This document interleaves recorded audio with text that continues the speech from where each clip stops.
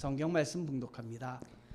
사람에게는 버림바가 되었으나 하나님께는 택하심을 입은 보배로운 산돌이신 예수께 나아가 너희도 산돌같이 신령한 집으로 세워지고 예수 그리스도로 말미암아 하나님이 기쁘게 받으실 신령한 제사를 드릴 거룩한 제사장이 될지니라. 성경에 기록되었으되 보라 내가 택한 보배로운 모퉁이 돌을 시온에 두노니 그를 믿는 자는 부끄러움을 당하지 아니하리라 하였으니 그러므로 믿는 너희에게는 보배이나 믿지 아니하는 자에게는 건축자들이 버린 그 돌이 모퉁이의 머릿돌이 되고 또한 부딪히는 돌과 걸려 넘어지게 하는 바위가 되었다 하였느니라. 그들이 말씀을 순종하지 아니하므로 넘어지나니 이는 그들을 이렇게 정하신 것이라. 그러나 너희는 택하신 족속이요 왕같은 제사장들이요 거룩한 나라요 그의 소유가 된 백성이니 이는 너희를 어두운 데서 불러내어 그의 기이한 빛에 들어가게 하신 이의 아름다운 덕을 선포하게 하려 하심이라. 너희가 전에는 백성이 아니더니 이제는 하나님의 백성이요 전에는 긍휼을 얻지 못하였더니 이제는 긍휼을 얻은 자니라. 이는 살아계신 하나님의 말씀입니다. 아멘. 주님을 찬양합니다. 오늘 말씀 제목은 나는 하나님의 자녀라는 말씀 제목입니다. 베드로전서 2장 4절에서 10절 말씀으로 말씀을 전합니다. 베드로전서와 베드로후서는 베드로전서는 5장이고 베드로후서는 3장입니다. 장수로는 8장밖에 안 되지만 우리 신약 성경에서 굉장히 은혜가 넘치는 성경입니다. 여러분 이 성경을 많이 읽으셔서 은혜 많이 받으시고 주님의 말씀 안에 거하시기를 바랍니다. 그런데 이 베드로 사도가 이 베드로전서 후서를 썼을 때는 왜 썼냐면 이 일대에 이단 사설뿐만 아니라 여러 가지 어려움으로 인해서 그 신앙상의 어려움을 겪는 성도들이 많았습니다. 그래서 베드로 사도는 이 사람들에게 하나님의 말씀을 통해서 위로를 해주고 단단히 하나님의 사람으로 세워져 가기를 원했습니다. 그래서 베드로 전서와 후서에 우리는 누구인가? 우리는 하나님을 어떻게 섬겨야 될까? 또 하나님은 우리에게 어떻게 은혜를 주시고 베풀어 주셨을까? 이거를 적어놨습니다. 우리는 누구입니까? 나는 하나님의 자녀입니다. 여러분 그걸 잊지 마시기 바랍니다. 나는 하나님의 자녀입니다. 신앙 때문에 흩어져 사는 그리스도인들과 같이 여기 있는 우리들도 또한 하나님의 그 일들을 하고 섬기면서 어려움을 많이 겪습니다. 우리 인생에 여러 가지 어려운 일들이 얼마나 많이 있습니까? 바로 우리들을 위해서 쓴 편지가 베드로 전후서 오늘 말씀이다. 이렇게 생각하시고 들으시면 되겠습니다. 우리가 인생에서 어려움을 겪을 때, 고난당할 때 이 베드로 사도는 기억해야 할 2가지가 있다. 꼭 기억해라 라고 하는 것이 있는데 그 첫 번째가 나 자신이 누구인가 하는 것입니다. 나는 누구인가 하는 것을 나의 정체성에 관한 문제인데 나의 정체성, 내가 누구인가를 알면 내가 여러 가지 어려운 일이 있더라도 그것을 뛰어넘을 수 있고 견뎌낼 수가 있는 것입니다. 또 하나는 내가 어려움을 겪을 때 이 어려움이 나한테 내가 잘 극복하면 어떤 발전으로 나를 성장하게 할 것인가. 이 어려움을, 고난을 통해서 나는 계속 어려움이 있을까? 이게 아니라 이 어려움을 통해서 나는 얼마나 나를 발전시키고 이걸 뛰어넘음으로써 얼마나 내가 단단해질까? 이걸 기억해라. 사도 베드로는 우리들을 이 2가지를 기억하며 하나님 앞에 서기를 권면하고 있습니다. 그러면 우리는 누구입니까? 여기 모이신 저나 여러분이나 모두 긍휼을 얻은 자입니다. 누구에게 긍휼을 얻은 자냐? 우리 하나님께로부터 긍휼을 얻은 자입니다. 왜 하나님께로부터 긍휼을 얻은 자냐? 하나님은 우리에게 네 가지 사실을 이야기하고, 우리가 어떤 사람인지 네 가지 사실을 이야기하고 있습니다. 첫 번째, 우리를 향한 네 가지 약속은 너희는 택하신 족속이다. 두 번째, 너희는 왕 같은 제사장이다. 세 번째, 거룩한 나라다. 네 번째, 그의 소유가 된 백성이다. 오늘 베드로전서 2장 9절에 말씀하고 있습니다. 자, 이 네 가지는 항상 내가 간직해야 될 나의 정체성입니다. 그리고 자화상입니다. 넌 누구야? 그러면 나는 택하신 족속입니다. 왕 같은 제사장입니다. 나는 거룩한 나라입니다. 나는 그의 소유가 된 백성입니다. 이 네 가지가 얼마나 엄청난 축복이며 얼마나 감사한 그 고백인지 알 수가 없습니다. 내가 하나님의 백성이 된 것, 이것은 은혜와 긍휼 때문에 됐습니다. 베드로전서 2장 10절에 보면 이렇게 쓰여 있습니다. 너희가 전에는, 우리 다 같이 한번 읽어볼까요? 너희가 전에는 백성이 아니더니 이제는 하나님의 백성이요, 전에는 긍휼을 얻지 못하였더니 이제는 긍휼을 얻은 자니라. 아멘.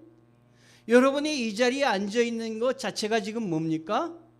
긍휼을 얻은 것입니다. 이 자리에 앉아 있는 자체가 하나님의 백성이 된 것입니다. 내가 아직 하나님의 자녀임을 내 입으로 시인하고 고백하지 못했다 할지라도 이미 하나님이 여러분을 불러주셨습니다. 불러주셨기 때문에 여러분은 이 자리에 앉아 있는 것입니다. 내가 전에는 하나님의 백성이 아니었는데 이제 백성이구나. 내가 몰랐는데, 전에는 전혀 긍휼이 뭔지 몰랐는데 이제는 조금씩 하나님의 긍휼을 배우고 쌓아가고 있구나 하는 말씀입니다. 여러분, 이사야서 4장 19절을 보면 더 분명해집니다. 우리 다 같이 한번 또 읽어봅니다. 내가 땅 끝에서부터 너를 붙들며 땅 모퉁이에서부터 너를 부르고 내게 이르기를 너는 나의 종이라 내가 너를 택하고 싫어하여 버리지 아니하였다 하였노라. 아멘. 하나님이 우리를 부르실 때 땅 끝에서 우리가 숨어 있어도 땅 모퉁이에서부터 우리를 부르고 내가 내게 이르기를 너는 나의 종이라 내가 너를 택하고 싫어하여 버리지 아니하였다 하였노라. 아멘. 저는 이 말씀, 이 부분이 얼마나 좋은지 몰라요. 아, 하나님이 나를 한번 택하고 한번 실수하고 잘못했다고 해서 내쳐버리는 게 아니다. 오늘 장권사님이 기도하시는데 얼마나 갑자기 저도 눈물이 나는지 모르겠어요.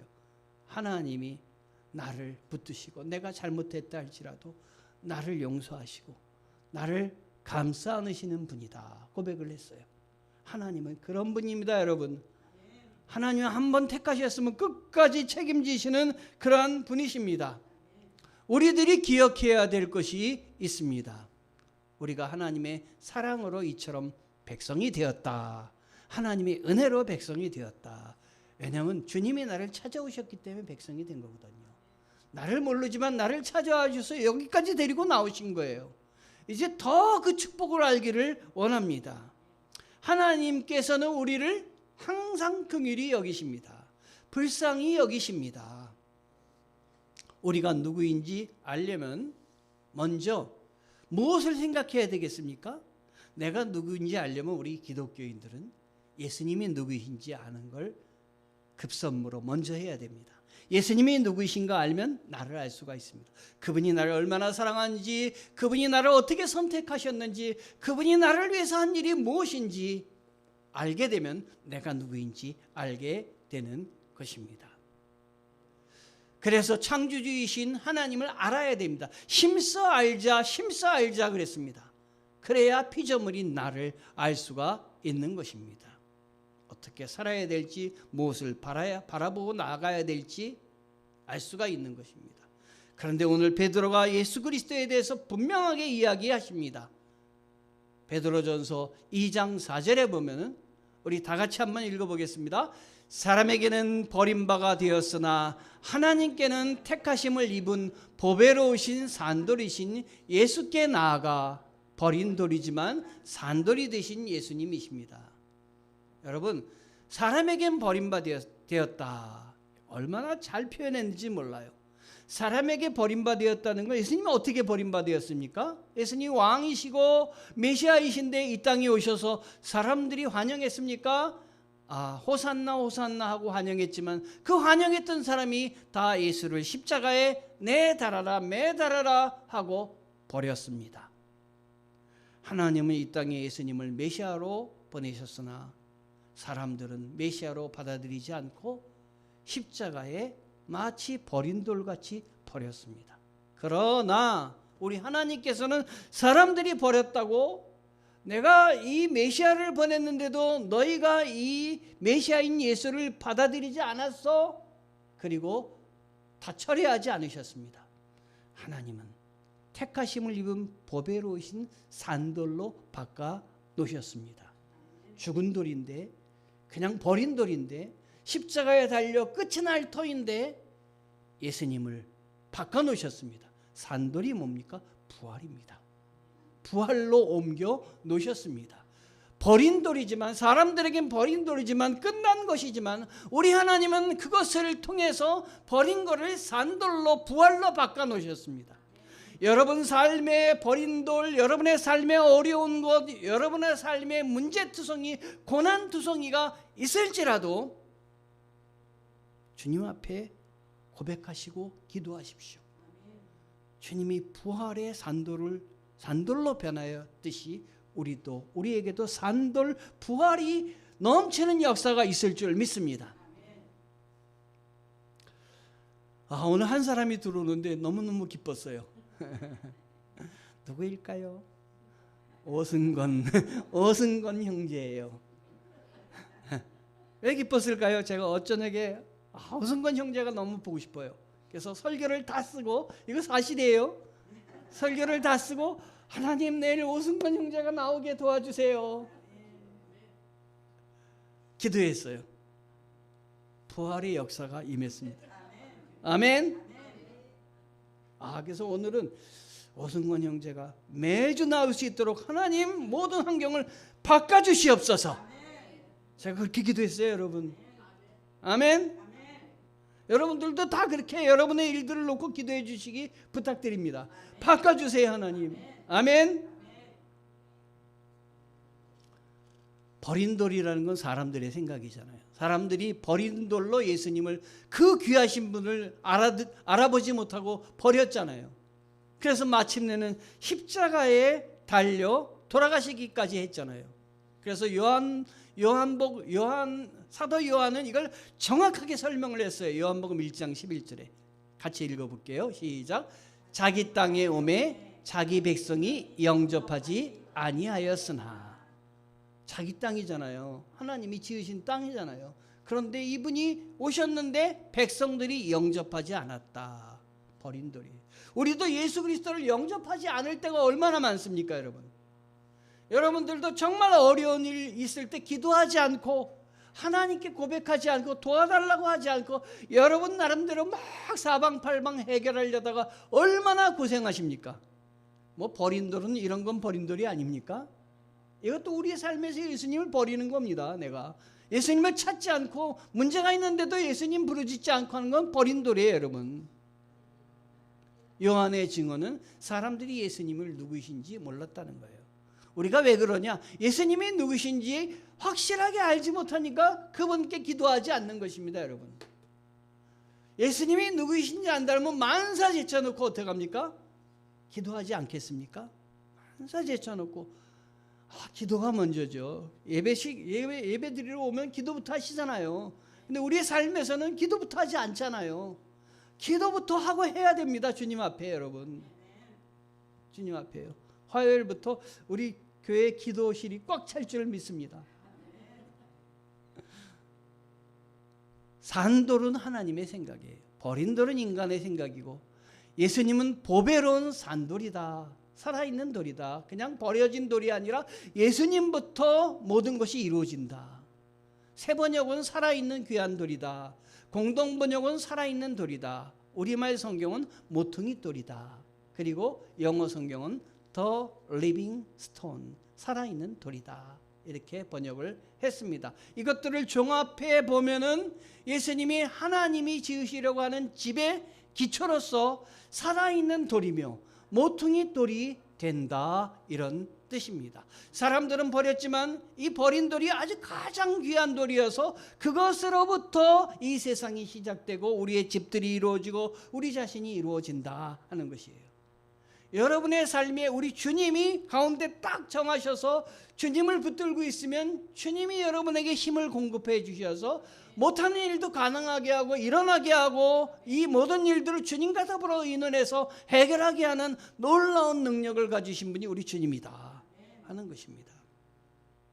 베드로전서 2장 6절 또 함께 읽어봅니다.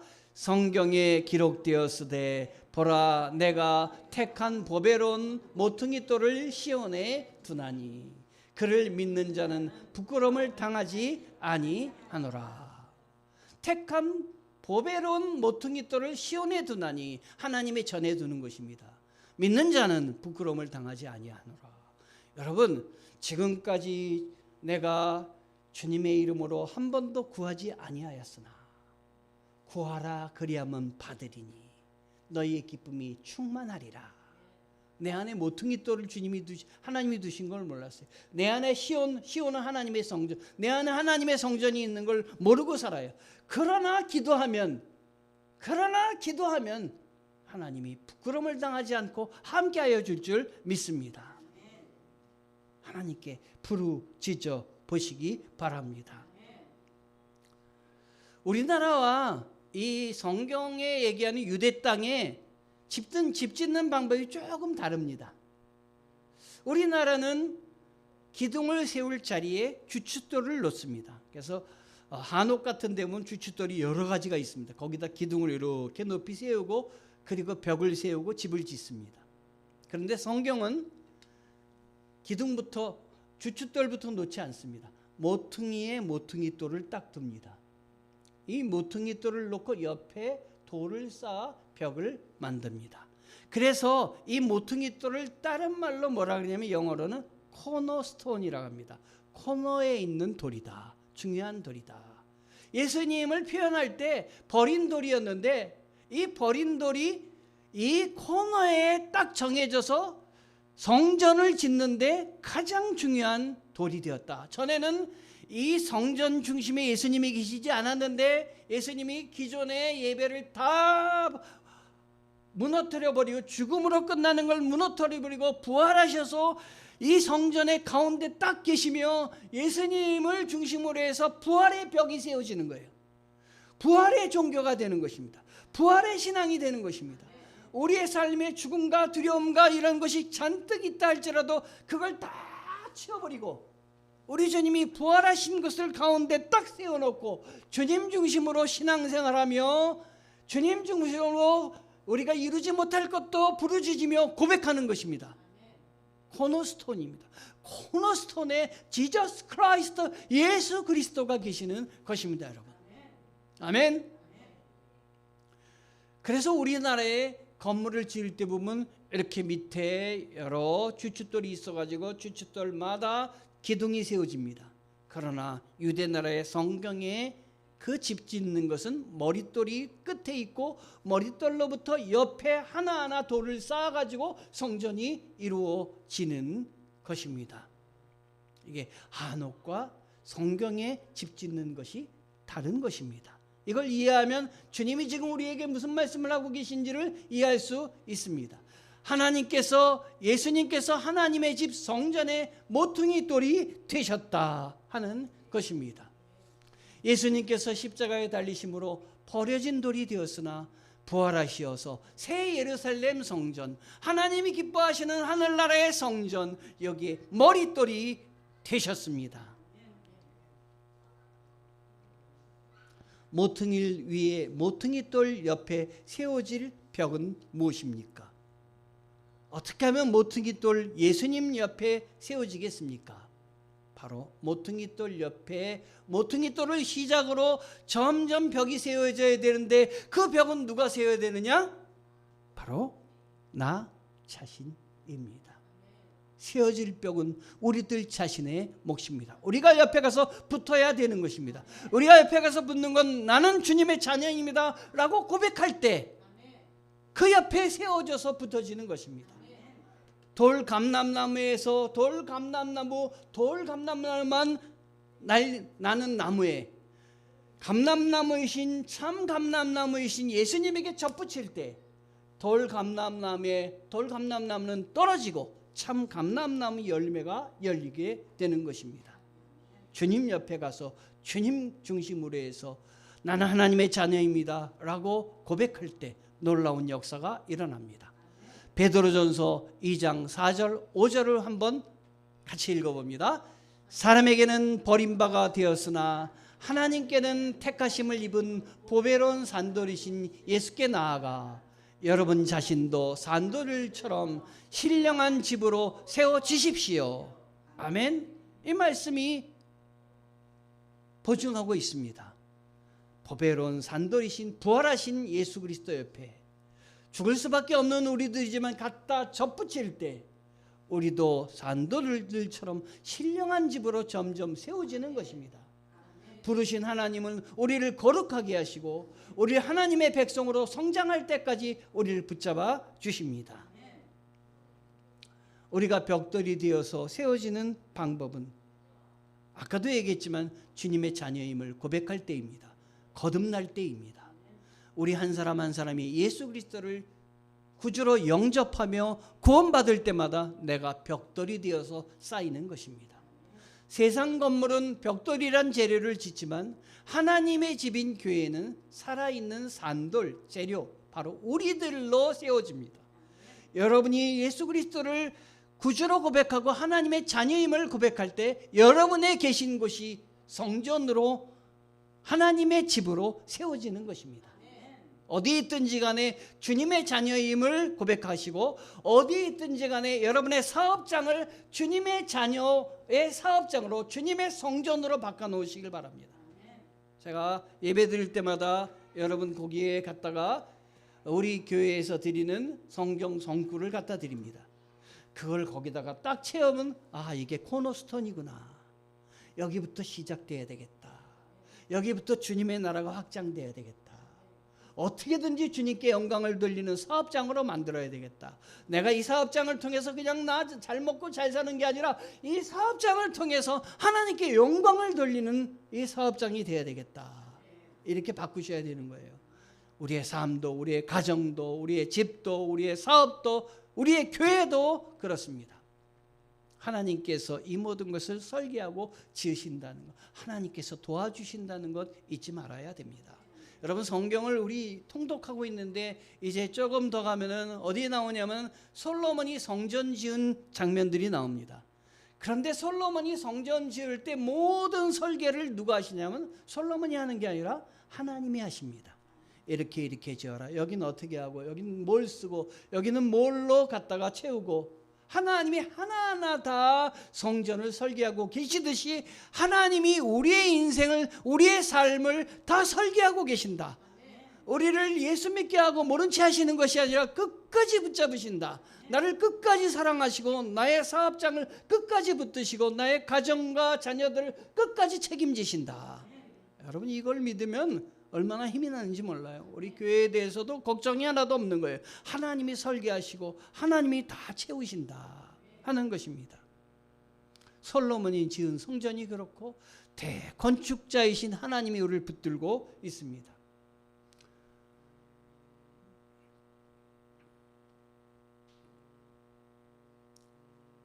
베드로전서 2장 4절 5절 한번 같이 읽어봅니다.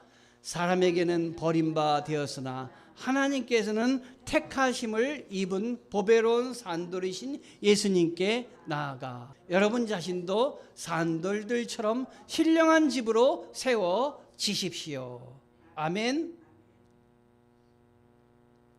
거룩한 백성, 우리는 왕같은 제사장이라고 했습니다. 제가 축복된 말씀 4가지를 처음에 선포했죠. 거룩한 백성, 왕같은 제사장이다. 우리의 신분이 바뀐 것입니다. 죽을 수밖에 없었던 우리의 신분이 거룩한 백성이 되었고 왕같은 제사장으로 변한 것입니다. 자, 그 4가지 축복된 말씀을 다시 한번 되풀이하면, 자, 크게 따라해 보세요. 너희는 택하신 족속이요, 왕같은 제사장이요, 거룩한 나라요, 그의 소유가 된 백성이니. 아멘. 아멘. 우리는 택한 족속, 거룩한 나라입니다. 하나님께서 천국 백성의 일원으로 나를 뽑아 주셨습니다. 택하여 주심에 감격과 감사가 매일 넘쳐야 되겠습니다. 내가 무엇인데 이 거룩한 백성이 되게 하셨습니까? 왕족이 되게 하셨습니까? 너희는 택한 족속이요, 왕같은 제사장이요, 거룩한 나라요, 그의 소유가 된 이것을 어떻게 내가 간직하며 살 수 있게 해주셨습니까? 뭘 보고 나를 택하셨습니까? 저희 집사람이 마트 갈 때 제가 따라가는 걸 좋아해요. 따라가서 뭘 하냐면 과일 같은 걸 살 때 제가 먹고 싶은 걸 사요. 근데 저희 집사람이 저한테 뭘 이렇게 사오라 그러면은 바나나를 좀 골라오세요. 그리고 바나나를 골라오게 해요. 근데 바나나를 고르러 갔는데 바나나가 잔뜩 있잖아요. 앞사람이 바나나를 고르는 거예요. 어떻게 골랐을까요? 앞사람이 하나 보고 딱 골라가지고 딱 카트에다 놓을까요? 한 개 갖고 고르는 게 아니라 3개, 4개 이것도 살펴보고 저것도 살펴보고 하나하나 이렇게 살펴보고 그래가지고 바나나를 한 10개는 만지다가 하나를 골라갖고 놓더라고요. 뒤에 있는 저는 어땠을까요? 저거 빨리 좀 고르지. 제가 막상 고르러 들어갔을 때 어떻게 했을까요? 저는 12번, 13번을 본 것 같아요. 그 사람이 고른 다음에 안 좋은 것 중에 고르려니까 얼마나 힘들겠어요. 그러다가 혼자 생각했어요. 주님이 나를 이렇게 고르셨다면 나는 여기서 없을 텐데. 내가 과일 고르듯이 그렇게 여기저기 살펴보고 나를 고르셨으면 나는 하나님의 자녀가 될 수 없을 텐데. 나는 흠이 많은데. 이 생각을 했어요, 여러분. 그리고 하나님 앞에 은혜를 받았습니다. 하나님께서 다윗 왕을 뽑으실 때 사무엘 선지자로 보러 가서 뽑으라 그랬어요.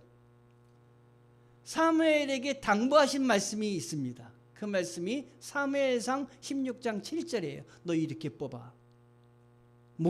하나님 뭘 얘기했을까요? 키, 얼굴 준수해야 돼, 멋져야 돼, 날씬해야 돼, 이렇게 얘기했을까요? 우리 다 같이 읽어볼까요? 여호와께서 사무엘에게 이르시되 그의 용모와 키를 보지 말라. 내가 이미 그를 버렸노라. 내가 보는 것은 사람과 같지 아니 사람은 외모를 보거니와 나 여호와는 중심을 보느니라 하시더라. 버렸다는 건 누굴 버렸냐면 사울 왕을 버린 거. 키도 크고 멋있어요. 그런데 나는 이미 그를 버렸다. 다음 왕을 뽑을 땐 절대로 이와 같이 뽑지 말아라. 외모를 보거나 키를 보고 뽑지 말라. 중심을 봐라. 하나님이 여러분의 뭘 보신 거예요? 중심을 보신 거예요. 여러분의 무슨 중심? 내가 하나님 앞에 충성을 다하겠습니다. 내가 하나님만을 섬기겠습니다. 이 마음을 보신 거예요, 여러분에게. 예? 여러분 막 흔들려도 이 녀석이 예수를 믿으면 제대로 믿겠네, 흔들리지 않겠네, 이걸 보신 거예요. 아멘. 이스라엘을 택하신 이유에 대해서 신명기 7장 7절에 말씀하시는데 이걸 읽으면 더 분명해져요. 자, 다 같이 읽어봅니다. 여호와께서 너희를 기뻐하시고 너희를 택하심은 너희가 다른 민족보다 수요가 많기 때문이 아니니라. 너희는 오히려 모든 민족 중에 가장 적으니라. 왜 뽑으셨다고요? 수요가 많거나 그러지 않고 수요를 적기 때문에 뽑은 거예요. 가장 적기 때문에 뽑아서 내가 이 민족이 잘 되게 하면 옆 나라들이 잘 될 것이고, 하나님이 놀라운 분이다, 저렇게 힘없는 사람을 택해서 힘있게 하시는구나. 그러니까 자기를 자랑하게 하는 것이 아니라 잘 되면 하나님을 높이게 하려고 이스라엘을 택한 거예요. 여러분도 마찬가지고 저도 마찬가지예요. 우리 잘 되게 할수록 하나님 높이십시다. 하나님 인정합시다. 우리가 어떤 사람을 돕고 싶어요? 너무너무 볼품없는 사람이에요. 성실한 사람이에요. 그래서 내가 돕고 싶어요. 그래서 돕고 싶어갖고 쟤한테 돈도 빌려주고 쟤를 좀 세워줘야 되겠다. 꼭 나 어릴 적에, 나 어려울 때 나를 도와준 사람이 생각나서 나도 좀 도와줘야 되겠다고 그 사람을 돕습니다. 그래서 그 사람이 세워져서 잘 되는 거예요. 이 사람이 잘 돼서 높아졌을 때 나한테 와서 고맙습니다. 덕분에 내가 이렇게 높아졌습니다. 끝까지 그러면 좋은데 배신을 때렸어요. 여러분, 사람이 그렇지 않습니까? 그래서 그 사람을 원망하고 그런 게 바로 이스라엘이에요. 하나님이 그렇게 높여줬는데도 하나님을 높이는 것이 아니라 오히려 자기를 높이고 자기가 잘 돼서, 자기가 잘나서 잘 된 줄 알고 전부 하나님을 버리고, 그래서 우리 하나님께서 이 나라를 가만 놔두면 안 되겠다, 벌을 주신 거예요. 그런데 벌을 주셨는데, 벌을 주신 건 영원히 멸망하게 벌을 주신 것이 아니라, 마치 우리가 자녀들이 말을 안 들을 때 끝까지 참아내고 잘 도와주고 해가지고 자녀를 세우려고 하는 마음과 똑같은 거예요. 그래서 우리 하나님이 이스라엘을 망하게 하기로 결심하신 거예요. 그런데 사람은 이걸 이해하지 못하는 거예요. 하나님 왜 그러시는지. 그래서 성경에 보면 하박국 선지자가 다 나라가 전부 망해져 가게 돼 있어요. 그래서 외양간에 소도 없고, 우리가 열심히 노력하는 포도나무에도 소출이 없고, 그 말씀은 너무나 그럴듯하고 좋은 말씀인데 상황은 너무 비참한 거예요. 그래서 하박국이 뭐라 그러냐면, 하나님이 사랑하시는 이 민족인데, 하나님이 이렇게 세우신 이 민족인데 왜 이 민족을 망하게 하십니까? 망하게 하시는 것도 아주 큰 나라에 망하게 하시면 정말 좋겠어요. 저기 갈대아 민족, 아주 보잘것없는 우상을 섬기는 민족, 작은 민족인데 왜 그 민족에게 우리를 치게 하셔서 우리를 망하게 하십니까? 이렇게 하박국이 막 하나님 앞에 나와서 막 항의하는 장면이 하박국서입니다, 여러분. 그런데 이 하박국서에 하나님은 그걸 깨닫게 하십니다.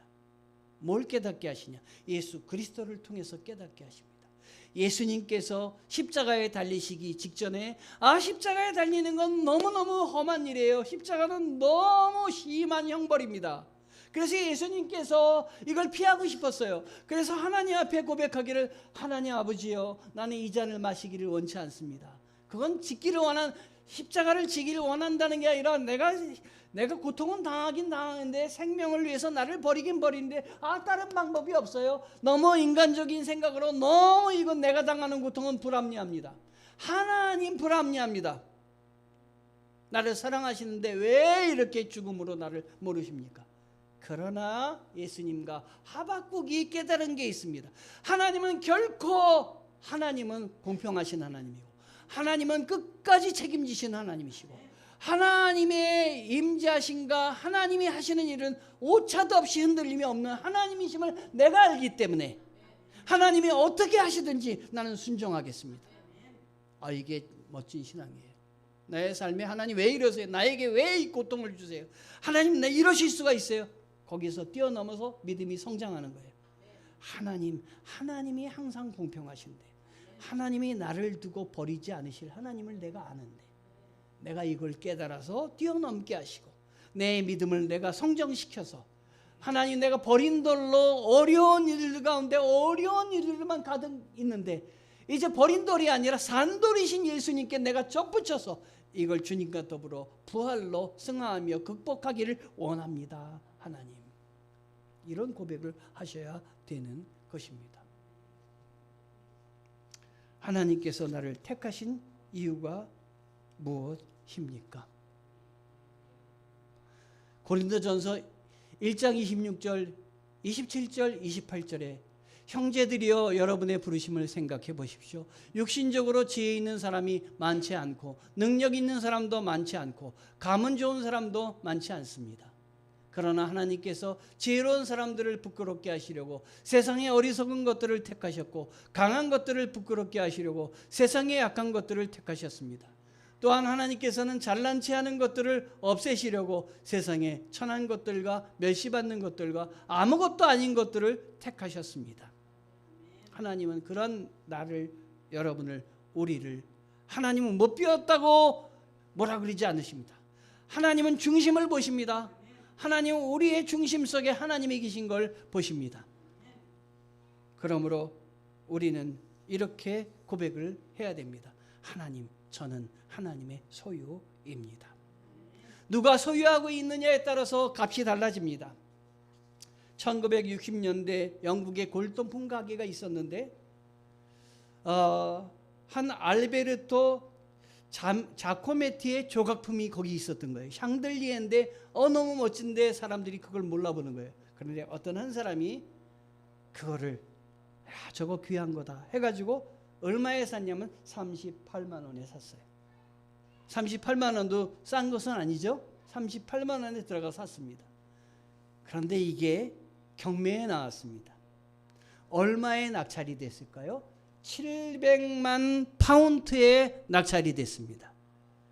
700만 파운드가 우리 돈으로 환산했을 때 107억입니다. 38만 원에 산 것이 107억이 됐습니다. 여러분, 그 가치를 보는 사람에 따라 가격이 달라지는 것입니다. 그리스도인들은 만왕의 왕이시고 만주의 주이신 하나님께 소유된 백성입니다. 세상으로는 귀하지 않지만 하나님이 나를 붙잡은 순간 하나님의 소유가 되었고 귀한 존재가 되었습니다. 그의 소유가 된 백성이니 베드로전서 2장 9절에 말씀하고 있습니다. 하나님의 소유가 나는 되었다라는 것입니다. 그래서 하나님의 소유로서 보살핌을 받는 특권을 가진 자가 나다. 함부로 행동하지 마시고 함부로 절망하지 마시고 하나님이 나와 함께 하신다. 길이 있다. 갈 곳이 있다. 다 막아놨어도 다 문이 닫혀 있어도 하나님이 열어놓으신 문이 있다. 기억하시기 바랍니다. 아멘. 오늘 마지막으로 하나님의 말씀 제목을 다시 한번 얘기합니다. 나는 하나님의 자녀이다. 네 가지 축복. 너희는 거룩한 족속이요 왕같은 제사장이요 거룩한 나라요 그의 소유가 된 백성이니라. 기도하시겠습니다. 하나님 은혜 감사합니다. 나는 하나님의 자녀입니다. 흔들리지 않게 도와주시고 하나님 주님을 붙잡게 하시고 내가 버린돌인 상황에 있다 할지라도 산돌이신 예수님을 붙잡고 다시 일어나서 예수님 벽에 붙여지는 벽돌이 되게 하시고 교회가 되게 하시고 하나님의 나라가 되게 도와주옵소서. 예수님 이름으로 기도합니다.